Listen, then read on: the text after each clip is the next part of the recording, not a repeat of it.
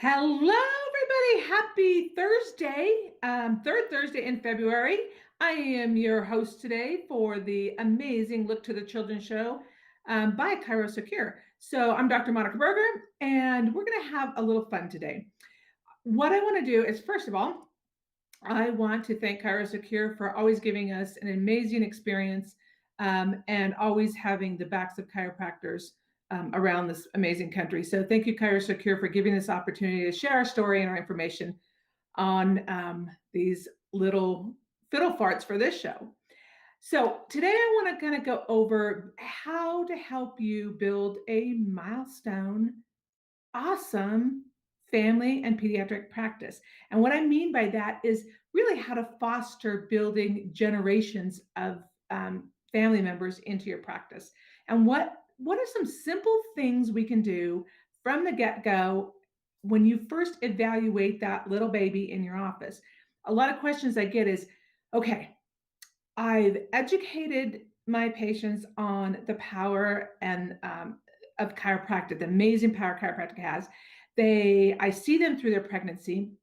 They bring that little fiddle fart into me when they're first born for their initial well check. And then how do I educate them? How do I get them to understand the importance of monitoring that little fiddle fart on a wellness type basis? So let's cover some of that. And then let me give you some other milestone tips as we go. So first of all, I had to add this to my slides today. So this is what happens when you work with little fiddle farts in your practice. A lot of my practice is dealing with those that have neurodevelopmental challenges and neurodevelopmental delays. So they come, initially start care, they're nonverbal, they don't engage in social skills, they don't have interest in coloring, drawing, things like that. So this happened yesterday in my office. This is a little fiddle fart I've been working with that was at that lower level of function and now has gained interest in coloring and drawing, which is huge, which actually ties into our topic today of milestones. So he wanted to draw a picture of me. And so this is a picture of me. And the first thing that everybody says is, what do you think? They nailed my hair. He nailed what my hair looks like. So yes, I look like a peacock some of the times. But this is the fun you can have in your practice when these little ones start coming alive. And you get to experience these things. So yes, this is a picture of me. And so I had to take a picture of his picture, which I will keep in my memory bank forever, probably. So again, this is some fun you can have. And I just wanted to share that because the hair is definitely spot on. So let's look at I just want to go through 4 typical milestone patterns that we want to be mindful of. So what's happening is some really great, amazing things in the chiropractic profession is that a lot of people are looking to chiropractors as their family care physician, as their portal of entry. So a lot of families are bringing their little fiddle farts to us, and that's an endearing term that I use, as their wellness provider, as their main provider. With that, though, comes the responsibility of knowing if that child is progressing on track, or if maybe there are maybe some developmental concerns that we want to be mindful of. So milestones are some things we should know. And I want to remind you that the milestones, you have fine and gross motor skill milestones, as well as social engagement and language milestones. So it's not just gross motor milestones that we should be mindful of, but that's what we're going to kind of hammer today. And I'm just going to go through 4 key ones. There's more than that. So one of the ways that I use to explain to my parents when they first bring little baby's born, they bring him to you, they want you to check him after the birthing process. Awesome. Okay. But how do we foster care from there? And how do we explain the importance of that? Well, this is one of the things that I use. I'm going to put Elizabeth right there. She's sitting up for me. So what I do is I use this marionette puppet kind of graphic or image for them. When we have, so the first part of this little show today, what I want to do is to give you some tips of how to communicate with parents. And then we'll double back and talk about some things that we should know as practitioners. Okay. So what I'll do with parents is I'll bring my spine in and I'll show, that like a marionette puppet, if we have subtle, what we call misalignments or subluxations of the spine, where the spine is subtly askew, a vertebra or two, what it does is it pulls this abnormal tension like a marionette puppet on the muscles and tendons. And so you might have one side that's tighter than the other. But what can happen is, as I say, mom or dad, have you ever like had a sore muscle, or you pulled your muscle, and when you move a certain way, it's like, that's kind of tender, that hurts. So you avoid moving in that pattern, in that direction. Or it just prohibits you from moving that way at all. Well, your little one can have the same type of thing going on. If they have these subtle misalignments in the spine, it may put tension in places where they either cannot get into these positions or they're uncomfortable. And so they're going to avoid getting these positions. So what's the big deal? The thing is, these movement positions, what we call movement milestones, are significant for actually building, exercising areas of their brain. So it's communication between the body and the brain to the body. And this is so critical for laying the foundation of neurodevelopment for your little one. And these foundations are going to be needed for later on learning, attention, and behavior. Now, initially, I don't get too much into the neurology behind all this because I don't want to overwhelm them. I just want to give them some basics. So we use this marionette puppet. If you're pulling on one string, you're pulling on one area, but the other side of the body might not have more. It might have more slack, and this becomes an imbalance of the body. Imbalance of the body equals imbalance of the brain. So what I will do is I'm going to go to this slide right here. So then what I will show them is, so every time I move my neck or head or arm on my left side, I am building up and exercising the right side of my brain. And when I move my right side, I'm exercising the left side of my brain or building that up. So optimally, we want to build a balanced brain and body and a whole brain functioning, so that when the demands that your little one's going to need, particularly around first or second grade, we start to see more demands needed at school and so forth, that now little Kinley can operate from a whole balanced brain and body level. So what I want to look for is, I'm checking little Kinley right now, and I'm noticing some stress patterns and strains and what we call subluxations. And this could be from being scrunched in utero or from the birthing process. But we're going to work to basically de-stress her body right now, so that as she develops, she can go through these movement patterns. But what I want to do is I set up a whole, over especially the first 2 years of life, these different movement patterns are very significant because they are going to work different parts of her brain. So what I do is I like to watch them over the years of their development, especially those first 2 years, and check them on a regular basis to make sure that they're meeting these what we call motor milestones, that their body is comfortable enough and can move in these positions in order for them to carry out these movement patterns that are creating brain development. So first one we look at is at rolling.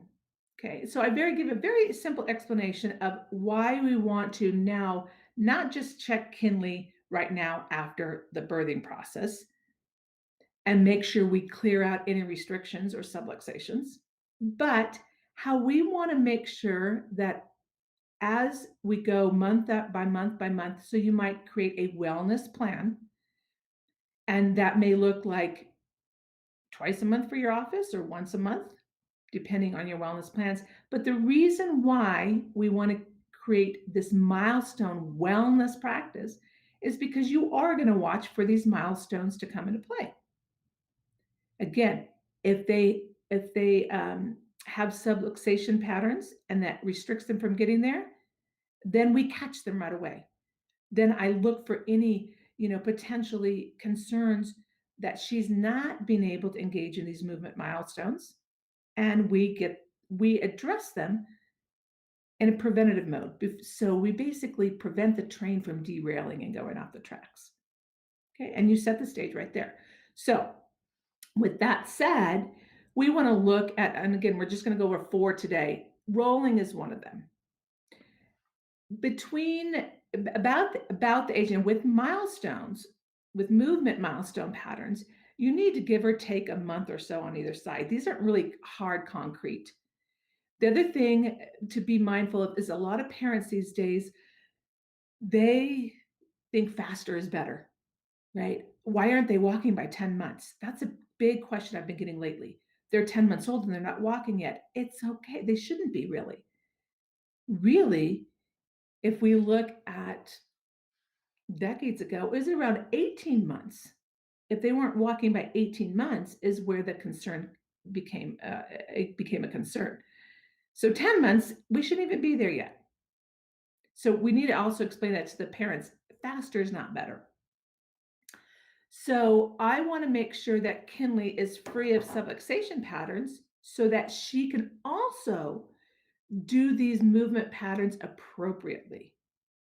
Because there is a definitely a proper way we want these movement patterns to roll out, to play out. So rolling is one of them. By 3 months of age, we want them to start to roll from the pelvis up as a corkscrew pattern through the trunk, not as a log roll pattern.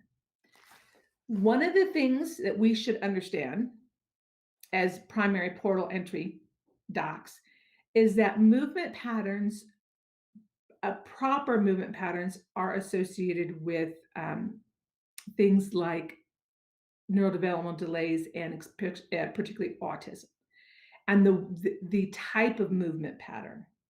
So we want to be able to pick up, are they doing these movement patterns and are they doing them properly? And there's a paper by author called Teitelbaum, and he looked at some of these movement patterns and how later on that child may have been labeled with autism.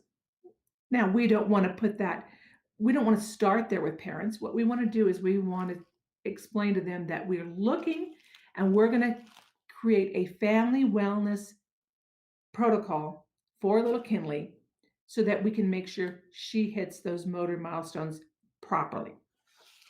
So back to rolling.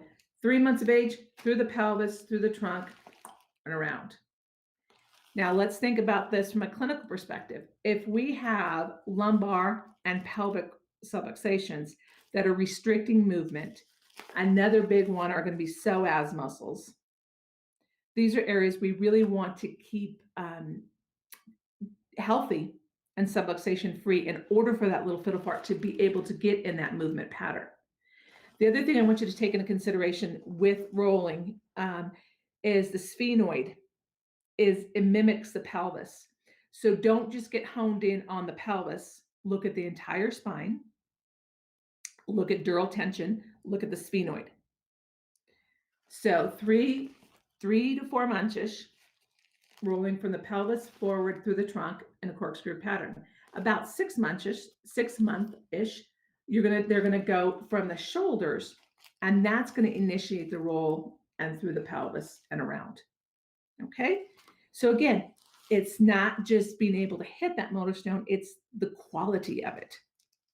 Okay, so that's your 3 to 6 month window that I want you to look at as a key milestone. Then they will get some core trunk stability, gain that by tummy time and by rolling, and then they should be able to sit independently starting about 6 months of age. Okay, 6 to 8 months of age. So they should be sitting independently and have that core control. Then they go from that into an all fours pattern. Okay, so they'll start sitting core control, and then they'll start about 8 months or so, they'll kind of do this lateral shift, putting one arm out, and being able to brace themselves. And then they go from that into all fours. That's going to be about 9 to 11 months being on all fours. So again, you're setting up a wellness paradigm practice protocol in your office. Like, okay, we definitely want to make sure that we check little Kinley after the birthing process. And then we want to make sure she's able to get an extension and tummy time. And then, oh, definitely, by 3 months or so, we want to see if she's starting to even be interested in rolling. And then we're going to make sure that rolling pattern's appropriate from that 3 to 6 month window. And then about 6 months, we want to make sure we're seeing her be able to sit appropriately. And then getting to the next stage on all fours. That gets into play about 9 to 11 months. They get on all fours. They rock back and forth. We refer to this as the pre-crawling reflex. It's really integrating what we call the symmetric tonical neck reflex, STNR. So we should see this between 9 to 11 months. That needs to happen. It should happen before they get on all fours and start their cross crawl pattern. So again, these are stages that we like to look at, and we like them to be appropriate, and we like to see the little fiddle farts at least on a monthly basis in order to make sure that they're subluxation free and can meet these motor milestones in a proper fashion. Of course, if they're subluxated, if they have tension like this marionette, they may not be able to get into these proper movement patterns. A couple of key things I want you to think about is, other than subluxations, I want you to really think of dural tube tension. Dural tube tension can really play havoc with a couple of these key reflexes here. When baby's rolling, that's going to integrate the spinal galant reflex, which is a key reflex for later learning attention behavior, as is this STNR reflex. So dural tension can keep us from getting in those optimum positions. Tethered oral tissue or tongue ties, tongue, lip, buccal ties can restrict movement because it's a fascial restriction, just like Woody here, our marionette puppet, pulling tension from cranium all the way down. Of course, subluxations are going to be there. And we may have some trouble with low tone kids. So those are some hot button things I want you to think about as to why they can't get into these positions. So use the marionette puppet as an example, and these tensions, muscle and ligament tensions, that because the spine is subluxated, putting abnormal tension, imbalanced tension from right to left. Imbalanced body is imbalanced brain. Imbalanced brain, imbalanced body from side to side. They can't carry out these motor milestones. As chiropractors, we want to clear restrictions, clear the blocks so that they can get into these positions. And we want to do that by watching them on a regular wellness maintenance basis. This graphic is huge for you to use with regard to showing how when they move different body parts, it's actually building brain. Okay, building areas of the brain. A couple of things, again, you can, if they're having trouble getting into this corkscrew rolling position, again, especially lumbar and pelvic spine, don't forget the sphenoid because it mimics the pelvis. There's a little trick you can do. You get them, you can see where I'm putting one hand, basically, the top leg is bent, and you just gently pull that top leg over. I'll do it so you can see it. So top leg like this, okay? We want them to be able to roll in both directions, because rolling in both directions, left side, right side of my body, left side, right side of my brain, getting exercised. So I gently put my hand on one of the ilium. That top leg is bent and I'm pulling, I'm just tugging a little bit on that bottom leg to get a little tension, and you just hold them there until they will start to roll over. One of the things we don't want to see is a log roll. Okay, just a log roll and then they flop over. We want that corkscrew roll to show up. So that's a little exercise we can give to parents to do, and roll them in both directions. Have them parents do it in both directions. This, if they have trouble with dynamic sitting, if they're getting some low tone or not getting in that position, I want to show you just a quick little video. Okay, so we want to also work on dynamic balance. All right, and this is for any kiddo, but particularly kiddos that are having trouble learning to their core to sit on their own. Again, between 6 and 8 months, they should be sitting independently and be okay with that. So we can do a few different things. One is you can start them, again, lower on the lap. And again, the more core you support, the more stabilization they have. Then you can work to not supporting them, and then work their way up the ladder, so to speak, on the knees. Again, more stabilization for the core with the hands, less without. Then you start rocking a little bit. Okay, and this is, again, when we're looking at those postural reflexes, like ocular head riding or labyrinthine head riding, right? Correct? That's where they tilt to this side and the head should correct to the horizon. So we've got to start fostering that, because those postural reflexes need to take over those primitive reflexes. So you create a dynamic situation, and by rocking, and they have to stabilize more. On a physio ball, do this on a physio ball, and you support their core. When they get to a good point and they can stabilize on their own, maybe you destabilize the physio ball by rocking the physio ball and see how much they can control themselves. So again, we're working our way up to dynamic sitting positions and destabilizing positions. So these are some things we can just show parents at home. Again, we're being active in fostering this optimal development by creating a wellness program for these little fiddle farts in practice. This is particularly important if you have family members that have had a little one who already is in a neural delayed situation or on the spectrum. Again, we know that those on the spectrum have been shown to have poor motor. They're looking at that actually as the indicator, an early indicator of a possible label of autism. So parents are concerned if they've already had one child that's delayed, now have another baby. You are going to monitor them on a regular basis.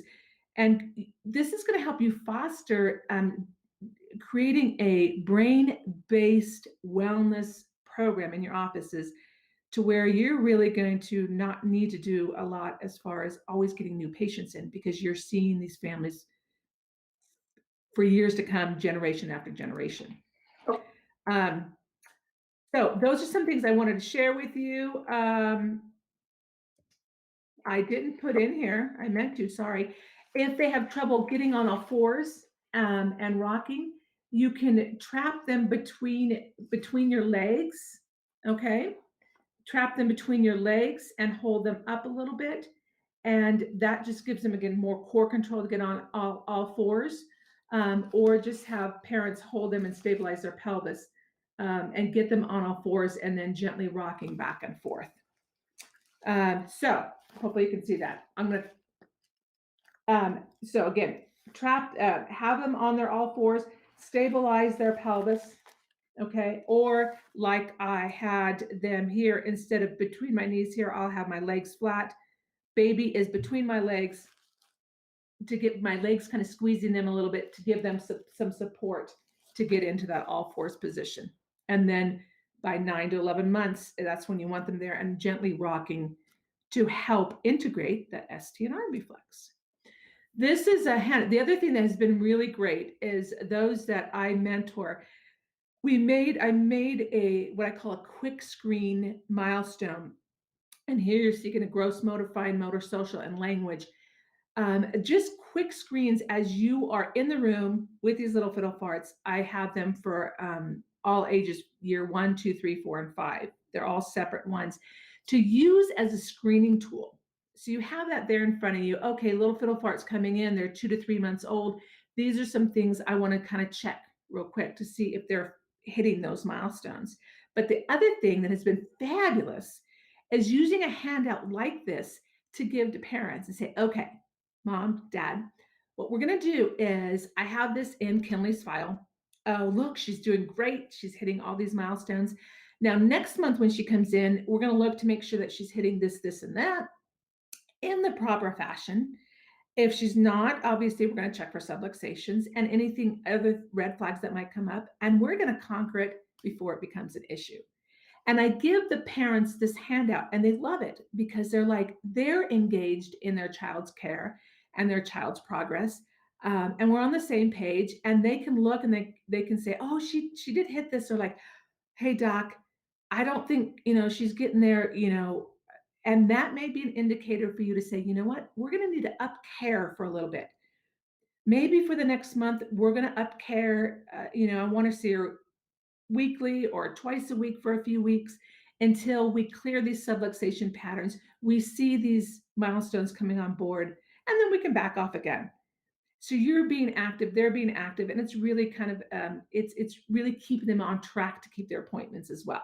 So we see that this is ages 1 through 6, and this particular handout goes up to the first year, and this has been extremely helpful for parents to stay engaged, and they're really excited to be engaged with you in the journey of their child.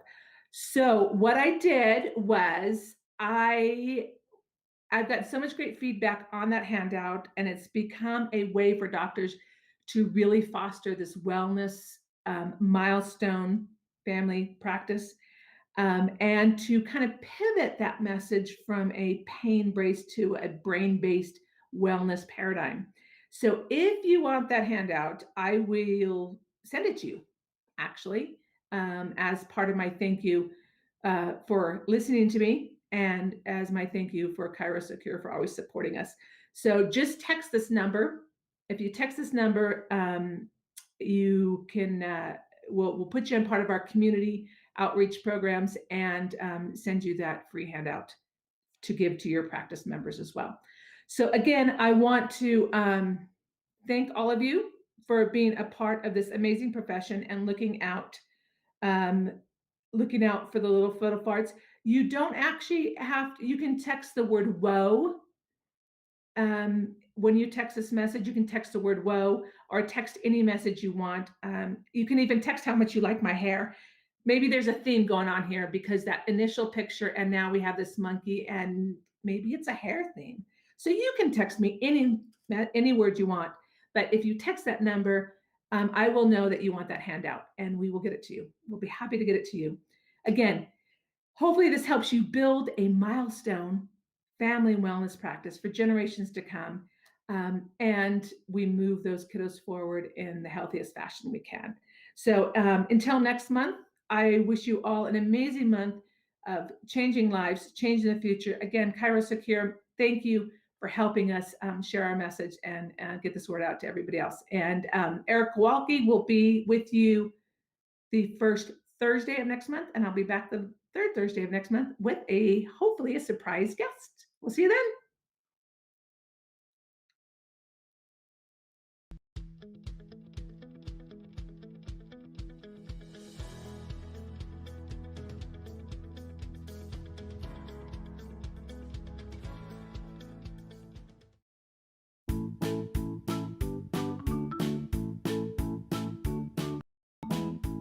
Today's Pediatric show, Look to the Children, was brought to you by ChiroSecure.